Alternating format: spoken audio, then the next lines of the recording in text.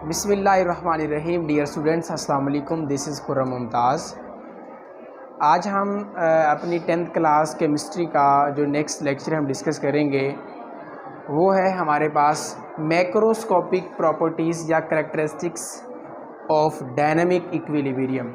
Students, last lecture में हमने discuss किया था कि जो डायनामिक इक्विलिब्रियम है वो क्या होता है, और उसके अलावा फिर हमने ग्राफ की मदद से उसको डिस्कस किया कि किस तरह रिएक्टेंट्स जो हैं प्रोडक्ट्स में कन्वर्ट होते हैं और एट द लास्ट क्या होता है कि डायनामिक इक्विलिब्रियम कायम हो जाता है। फिर हमने डिस्कस किया कि जो फारवर्ड रिएक्शन है और रिवर्स रिएक्शन इन दोनों में क्या डिफरेंस है, उनके हमने पॉइंट्स को डिस्कस किया। ठीक है, तो आज जो हम डिस्कस करेंगे वो है डायनामिक इक्विलिब्रियम की जो मैक्रोस्कोपिक प्रॉपर्टीज़ हैं, करैक्टरिस्टिक्स हैं, उनको डिस्कस करेंगे कि जो डायनामिक इक्विलिब्रियम है उसको हम कैसे हासिल कर सकते हैं। उसके अलावा उसको क्या उसमें कोई चेंज लाया जा सकता है जब इक्विलिब्रियम कायम हो जाता है, वगैरह वगैरह। ये सारी चीज़ें आज हमें डिस्कस करनी है, तो आप जो है वो कंसंट्रेट करें। वीडियो देखने से पहले अगर अभी आप लोगों ने इस चैनल को सब्सक्राइब नहीं किया तो काइंडली चैनल को सब्सक्राइब करें, बेल आइकन को प्रेस करें, वीडियो को लाइक करें, शेयर करें, ताकि हमारी हर आने वाली जो वीडियो है वो आप तक पहुंचती रहे। ठीक है स्टूडेंट्स, तो आओ हम डिस्कस करते हैं macroscopic characteristics of the dynamic equilibrium. सबसे पहले हमने देखना ये है कि जैसे ही हमारे पास किसी भी रिएक्शन के अंदर डायनामिक इक्विलिब्रियम कायम हो जाता है तो उसके बाद वहाँ पर कौन कौन सी जो चीज़ें हैं वो वक़ूफ़ पज़ीर हो रही होती हैं, क्या हम इसमें स्टिल चेंजेस लेके आ सकते हैं वगैरह। ये सारी चीज़ें हमने स्टूडेंट्स आज डिस्कस करनी है। सबसे पहली बात तो ये है कि जब हमने वो केमिकल इक्विलिब्रियम और डायनामिक इक्विलिब्रियम पढ़ा था तो मैंने वहाँ पर आपको बताया था कि हमने रिएक्टेंट्स और प्रोडक्ट्स को हमने एक फ्लास्क के अंदर क्लोज़ किया था। ठीक है, और हमने फिर ये भी बात की थी कि जो अगर फ्लास्क का जो माउथ है अगर उसको ओपन कर दिया जाए तो फिर इक्विलिब्रियम की कंडीशन पर क्या असर पड़ता है। तो यहाँ पर मैं एक बात ये कहना चाहूँगा कि जो डायनामिक इक्विलिब्रियम है इसको सिर्फ आप लोग क्लोज सिस्टम में अचीव कर सकते हो। इसको सिर्फ क्लोज्ड सिस्टम में ही आप हासिल कर सकते हो डायनामिक इक्विलिब्रियम को। कैसे, इसको मैं आओ विद एग्जांपल आपको बताना चाहता हूँ कि जैसे मेरे पास जो है वो CaO एंड CO2 ये दो मेरे पास रिएक्टेंट्स हैं, इनके मिलने से बनता है CaCO3। ठीक है, और जब CaCO3 की काफ़ी ज़्यादा मिकदार बन जाती है तो ये टूट के वापस जो है वो CaO और CO2 बनाना शुरू कर देते हैं। तो मेरी बात सुने, जब ये आपका जो रिएक्शन है जब ये रिवर्स डायरेक्शन में चल रहा होगा तो अगर आप क्या करेंगे, ये जो आपका सिस्टम है अगर ये क्लोज़ नहीं होगा, अगर आपने इसको क्लोज़ नहीं किया होगा, किसी चीज़ में बंद नहीं किया होगा आपने, तो ठीक है, तो ये जो कार्बन डाइऑक्साइड है यहाँ से रिमूव हो जाएगी, निकल जाएगी। गैस है, चूँकि गैस का काम होता है स्किप कर जाना, तो ये जब ये रिएक्शन वापस रिवर्स चल रहा होगा तो आपकी जो कार्बन डाइऑक्साइड है स्टूडेंट्स ये यहाँ से निकल जाएगी। तो दोबारा CaO के साथ मिल के CaCO3 बनाने के लिए कोई गैस ही नहीं बचेगी, जिससे क्या होगा कि रिएक्शन पूरा का पूरा कंप्लीट हो जाएगा फॉरवर्ड डायरेक्शन में या रिवर्स डायरेक्शन में, जिससे क्या होना है कि आपको इक्विलिब्रियम कभी भी आपको नहीं मिल सकता। तो अगर आपने डायनामिक इक्विलिब्रियम अचीव करना है तो उसके लिए आपका जो सिस्टम है, जिस सिस्टम में आप लोग रिएक्शन करवा रहे हो, वो सिस्टम शुड बी क्लोज्ड। वो आपका जो सिस्टम है वो क्लोज जो है वो होना चाहिए। उसके अलावा सेकंड पॉइंट हमारे पास है कि जब आपके पास इक्विलिब्रियम कायम हो जाता है, तो ये बात हमने लास्ट टाइम भी डिस्कस की थी। सेकंड पॉइंट हमारा ये है कि जब इक्विलिब्रियम हमारे पास कायम हो जाता है तो उस वक्त रिएक्शन स्टॉप हरगिज़ नहीं होता।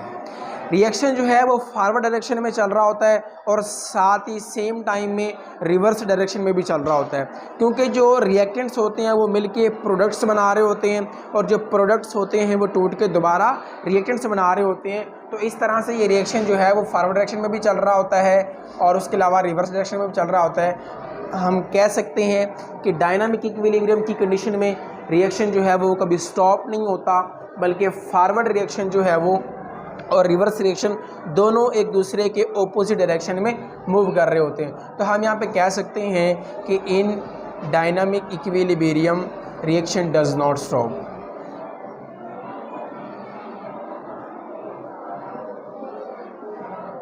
रिएक्शन जो है वो स्टूडेंट स्टॉप नहीं होता। उसके अलावा हमारे पास जो थर्ड सिस्टम है वो थर्ड जो हमारा पॉइंट है वो ये है कि इक्विलिब्रियम की कंडीशन को आप किसी भी तरह से हासिल कर सकते हैं। किसी भी तरह से क्या मुराद है? किसी भी तरह से मुराद ये है कि चाहे आपके पास रिएक्टेंट्स हों या आपके पास प्रोडक्ट्स हों, अगर आपके पास दोनों में से भी कोई भी चीज़ मौजूद है तो आप इक्विलिब्रियम अचीव कर सकते हो। सपोज़ करें हमारे पास ये एक रिएक्शन है H2I2 = 2HI, तो इसमें फर्स्ट ऑफ ऑल अगर आपके पास प्रोडक्ट्स नहीं है, ओनली रिएक्टेंट्स हैं, तो क्या होगा कि आप रिएक्टेंट्स को रिएक्ट कराएं और रिएक्ट कराने के बाद क्या होगा कि आपके पास इन दोनों के मिलने से प्रोडक्ट बनेंगे और फिर क्या होना है कि आपके जो प्रोडक्ट्स हैं वो टूट के दोबारा रिएक्टेंट्स बनाएंगे और एक वक्त ऐसा आ जाना है कि दोनों में इक्विलिब्रियम कायम हो जाएगा। तो अगर आपके पास रिएक्टेंट्स ना हो, सिर्फ प्रोडक्ट्स हों, तो प्रोडक्ट्स को यूज़ करके भी आप लोग क्या कर सकते हैं कि डायनामिक इक्विलिब्रियम अचीव कर सकते हैं। कैसे? अगर मेरे पास रिएक्टेंट्स ना हो, सिर्फ हाइड्रोजन आयोडाइड मौजूद हो, तो मैं इसको अगर गर्म करता हूं तो जो 2HI है इसको ये टूट के दोबारा क्या करेगा? रिएक्टेंट बनाना शुरू कर देगा। तो जब काफ़ी मिकदार में रिएक्टेंट्स बन जाएंगे तो ये दोबारा मिलके जो है वो हाइड्रोजन आयोडाइड बनाना शुरू कर देंगे, जिससे क्या होगा स्टूडेंट्स कि एक वक्त ऐसा आएगा कि जब दोनों की जो क्वांटिटी है वो इक्वल हो जाएगी, तो हम उस कंडीशन को कहेंगे डायनामिक इक्विलिब्रियम। तो इस तरह हम कह सकते हैं कि इक्विलिब्रियम की कंडीशन में रिएक्शन कभी भी रुकता नहीं है, फॉरवर्ड और रिवर्स डायरेक्शन में चलता रहता है। और दूसरा, आप इसको किसी भी कंडीशन में आप उसको अचीव कर सकते हैं, ठीक है, चाहे आपके पास रिएक्टेंट्स हों या आपके पास प्रोडक्ट्स हों। ठीक हो गया। उसके अलावा स्टूडेंट्स हम देखेंगे कि इक्विलिब्रियम की हालत के अंदर अगर आप लोग गौर से देखें तो जो रिएक्टेंट्स होते हैं और जो आपके पास प्रोडक्ट्स होते हैं, रिएक्टेंट्स और प्रोडक्ट्स की जो कंसंट्रेशंस हैं वो हमेशा सेम रहती हैं। मैंने लास्ट टाइम आपको डिस्कस करके बताया कि जैसे आपके पास ये रिएक्शन है H2I2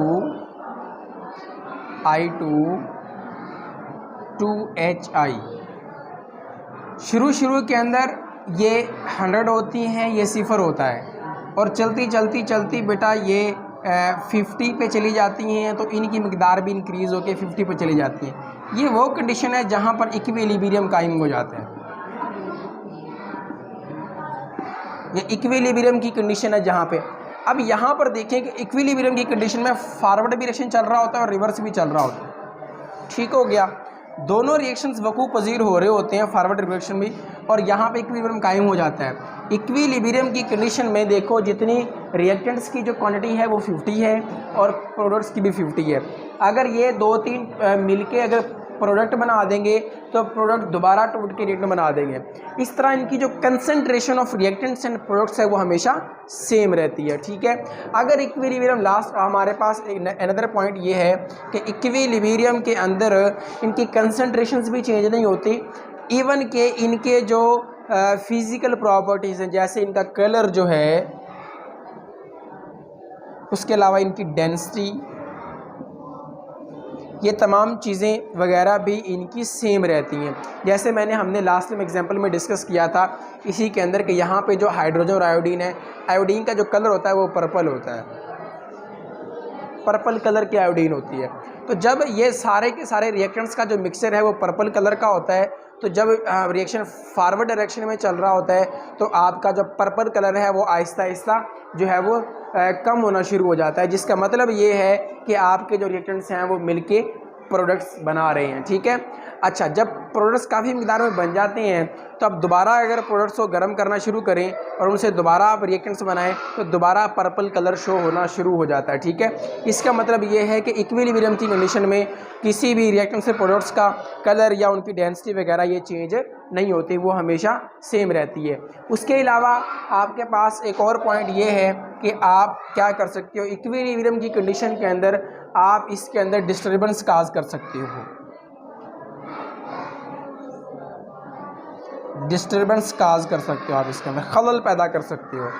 खलल कैसे पैदा कर सकते हो? इधर देखिए, अगर इक्विलिब्रियम की कंडीशन के अंदर आपके पास ये है, एक रिएक्शन है जिसमें कैल्शियम ऑक्साइड और कार्बन डाइऑक्साइड मिलके कैल्शियम कार्बोनेट बना रहे होते हैं।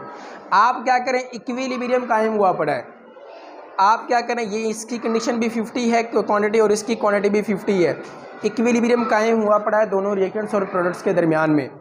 आप क्या करें, इनकी कंसंट्रेशन चेंज कर दें।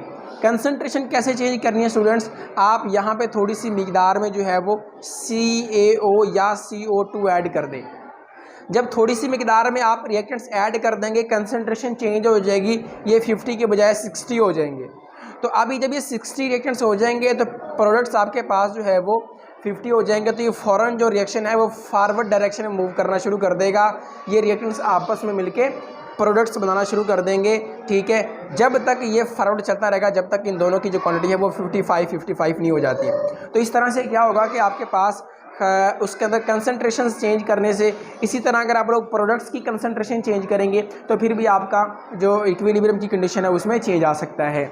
उसके अलावा नेक्स्ट आप इसमें प्रेशर का चेंज लेके आ सकते हैं, टेम्परेचर का चेंज लेके आ सकते हैं। प्रेशर का कैसे चेंज लेके आ सकते हैं, अगर आपके पास जो रिएक्टेंट्स हैं वो गैसेस की शक्ल में है तो हमें पता है कि जो गैसेस होती हैं वो एक दूसरे से, उसके मॉलिक्यूल्स के दरमियान में जो अट्रैक्शन है वो बहुत कम होती है। तो अगर गैसेस के मॉलिक्यूल्स एक दूसरे से बहुत ज़्यादा दूर होंगे तो वो एक दूसरे से रिएक्शन करने में थोड़ा देर लगाएंगे।